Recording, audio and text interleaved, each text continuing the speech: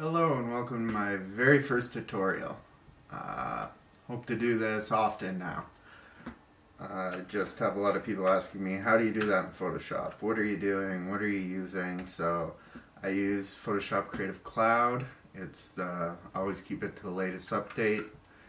It's expensive, but I think it's worth it.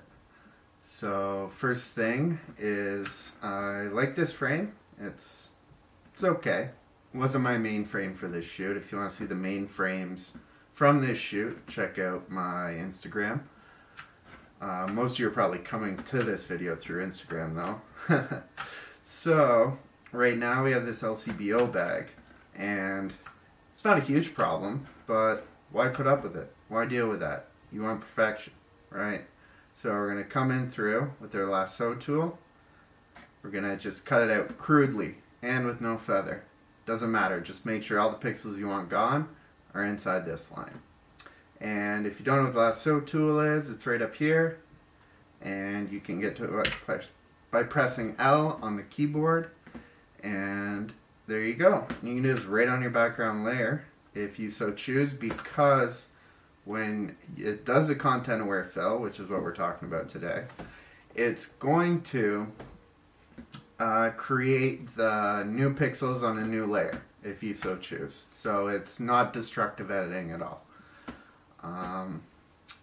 So we just go up to edit, we go down to content aware fill, and now you're going to get all these new things that you never even knew about, which is amazing. So you see here, it already filled it. It's a champion already. But you see here how that's sharp? It took took from the sharp area to fill it in, which is not Gucci at all. So what we're gonna do is tell it what to select and what not to select. So the new way that it works is it only looks at the things that my cat just ran outside.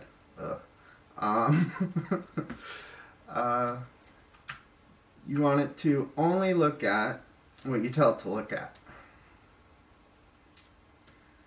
So I'm saying do not look at any of this sharp ground or any of her boots or any of her coat or any of this graffiti. And as you take away things, it's going to reanalyze in the background. And it's slowly going to be a better fill. So I really only want it to consider areas that are at the same depth of field. Now this is completely new from Adobe, and it's just mesmerizing how well it'll go. And you can control everything to make it even better. So what I mean by that is you can set the color adaptation. So it's going to sample the colors around, and it's going to manipulate the color of the new pixels to fit there even better. So now it's working, it's a lot like frequency separation. It's working on two different frequencies.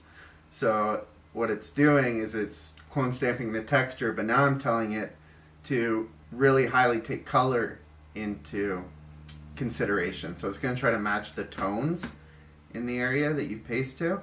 And then there's rotation adaptation. So when you clone stamp or use clone anything to fill in an area, there's no way to rotate it, right? Unless it'd be ridiculous to rotate it yourself.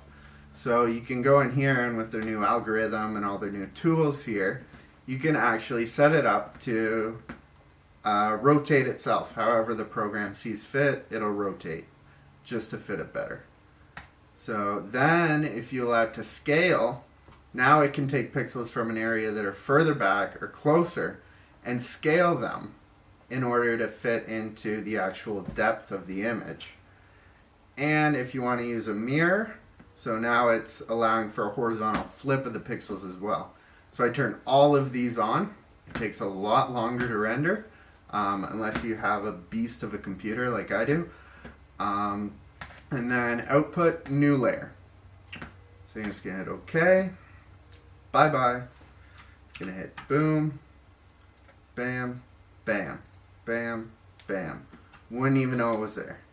So now we're gonna talk about another way to get rid of things in your background, which is spot healing tool. This one you want a high feather on. You come in, you have a lot of control, and I just noticed this. We don't want that. I don't even know what that is. It's Hamilton. It's probably fucking drugs. I don't know. Let's get rid of that. Beauty. And continuing to clean up the background. It's important to have a clean background, you know? You know, a lot of people focus on the subject, and then they don't really realize how much distracting stuff there is in the background. Just because it's out of focus doesn't mean we aren't looking there. If we have really bright colors or anything like that. So this is like the content aware fill. It's just very simplified and in the form of a brush.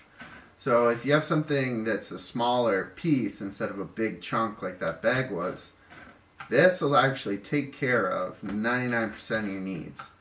It also works quite well for blemishes in the face for a quick edit. But really you're going to want to use frequency separation anytime you're working on a face.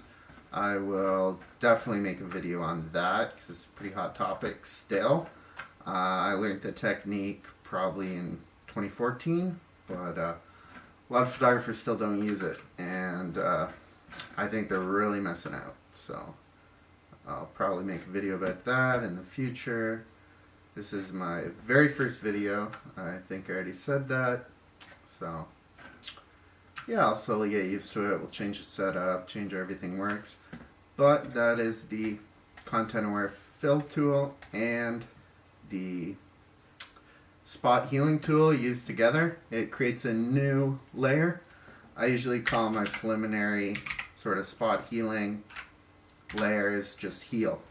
Where we're healing the image because it's got some wounds. I don't know. I don't know what I'm saying.